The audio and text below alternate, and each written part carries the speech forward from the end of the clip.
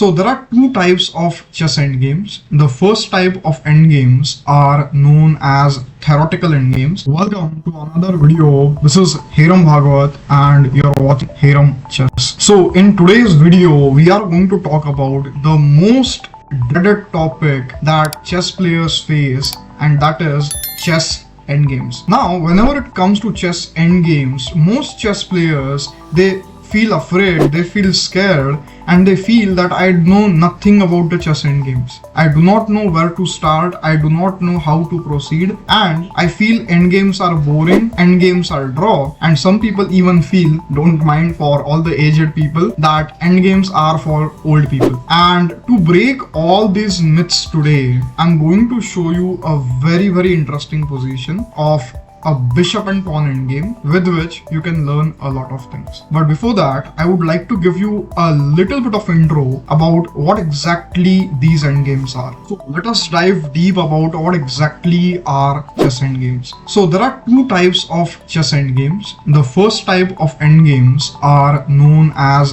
theoretical endgames, and the second type of endgames are known as practical endgames. Now, what are theoretical endgames and what are practical endgames, I would explain for a moment, and then we would go to the position and solve a puzzle which is very important for your chess development in the endgames. So theoretical endgames are well-known positions which other authors, other famous players have already gone through, studied in the past, and with the help of all those positions, they have came up to some conclusions that in a particular endgame, let's say a rook and a pawn endgame, the white side is winning if it has extra pawn. This was just an example, and there are many such endgames. So if I have to just give you some examples of theoretical endgames, it's the Philidor position, it's the Lucena position, and so on. There are many more theoretical endgames. Even the simple concept of opposition in chess, you can consider it as a theoretical endgame. Now, is it important to study theoretical endgames? Answer is yes. If you study theoretical endgames, it helps you to win the games without calculating a lot of variations if you get the position on the board. So let's say you get the Lucena position on the board and you know the theoretical endgame, it helps you to win the game without any effort. You just play the best moves naturally. However, should you spend a lot of time on theoretical endgames? Answer is no. You should not spend a lot of time on theoretical endgames, and the reason is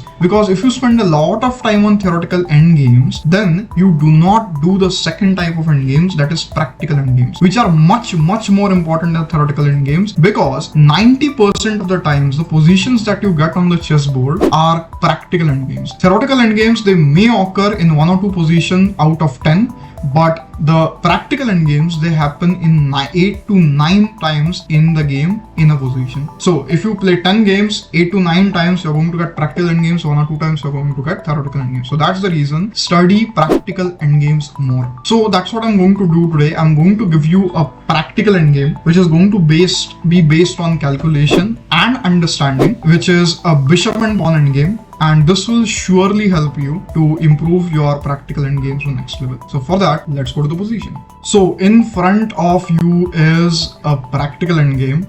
Now what I suggest you is you pause the video right here, right now, and try to come up with a solution on your own. If you are not in a situation right now where you feel like, okay, I cannot solve this, I'm traveling or I'm doing something else, please stop the video right now, because this will not help you. If you just go through the answer mechanically, I telling you the answer, you would not enjoy it, you cannot solve the position, it won't help you. So stop the video right now if you're not in a position and get back to this video whenever you feel you are ready. So once you do that, once you are ready, then think about this position deeply. Take 5 to 10 minutes to understand what is happening. And the puzzle is white to play and win. Your time starts now. Do it right now. Okay, so I hope you have paused the video and you have figured out the solution. Now, before I get to the solution, let me give you a brief idea of what is happening on the chessboard. So right now, if you can see that white has a passed pawn here on the h6 square. It is just 2 squares away from becoming a queen. However, the problem white is facing right now, if he directly tries to push pawn forward, then the black player, he would play the move e4.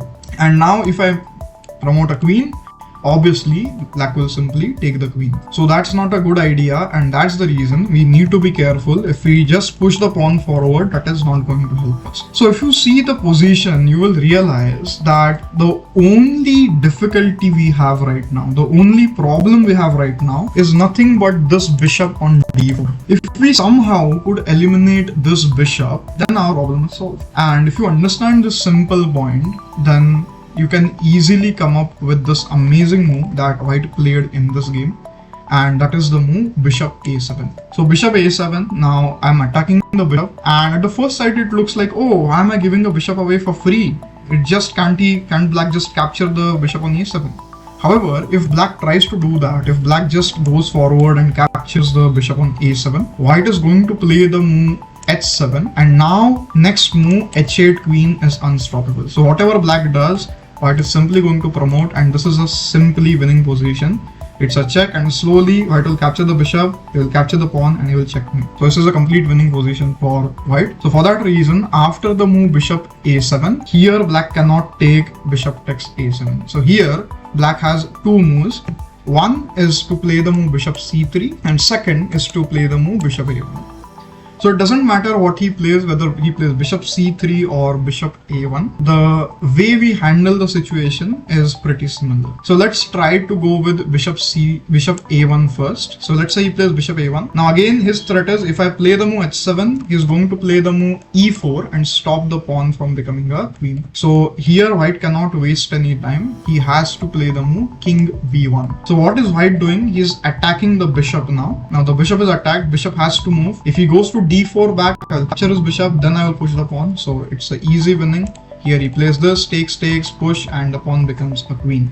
So this is not a good idea for the black player. So the only good idea here is he plays the move bishop c3. Now again black has the same threat. If white plays the move h7, black is simply going to play the move e4. And once he plays the move e4, I cannot promote into a queen, because if I promote into a queen, black will simply go and capture the queen. So for that reason, here again white needs to keep chasing the bishop somehow. And that's the reason the only logical move here is the move king c2. So white plays the move king c2. Now the bishop is attacked. Now bishop goes back to a1. Now bishop stands on a good square again. If I push the pawn, he will again play e4 and nothing happens. Now here white can settle for a draw. White will play king b1. He goes here. White will play this, and again he goes here, but that is not what we want. We do not want a draw, we want to win the game. And for that reason, I cannot play the move king b1, I cannot repeat the moves. And here is the critical moment. Here is the point where you need to think the most. If you think the most here, if you find the solution here, this is what are practical endgames. These positions can practically happen on the board, and you need to know how to play well here, how to calculate, how not to lose hope even in the toughest positions. And here, if you have found the move, amazing, you are doing really amazing. You have understood the concept of practical endgames, I can say, or I can say you have at least understood this practical endgame, and you are calculating well even in the endgame. So here, a brilliant move white has. If you found it, congratulations. And that is the move bishop d4. And this might come to you as a surprise. Like, oh my god, this is such a crazy move. You can take with the pawn, you can take with the bishop. Why is it working? What exactly is the point? So let us understand what is the point. So here black has two options. He can take bishop takes d4 and he can take e takes d4. Now if he takes the move bishop takes d4, white will simply play the move king d3. He cannot play h7 again because black will push the pawn, stop the pawn from queening.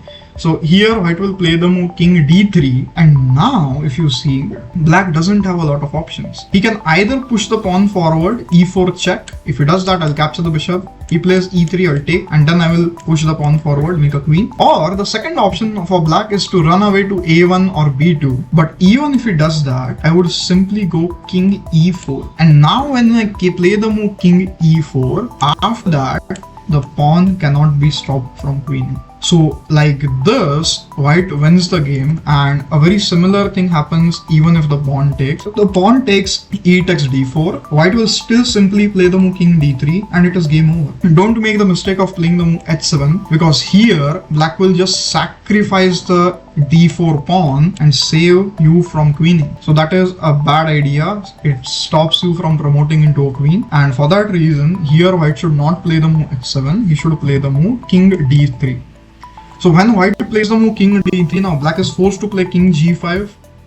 White pushes the pawn h7, king g6 and h8 queen. White will win the game very soon. So this was the entire puzzle. It was not an easy puzzle at all, but what white did is he distracted the bishop first. Once the bishop was distracted, then he pushed his pawns forward, and then once he made a queen, once he promoted into a queen, white won the game and black had to resign. So that was one of the practical endgames that I showed you in this position. Now, if you want to learn practical endgames in great detail, all you need to do is click the link below and register for our 1-day special chess workshop, where I do not just teach you how to play endgames well, but I give you an overall view on how you can make your chess better. If you have not done that, if you have not attended the workshop before, just click the link below right now and you can register for the 1-day special workshop immediately.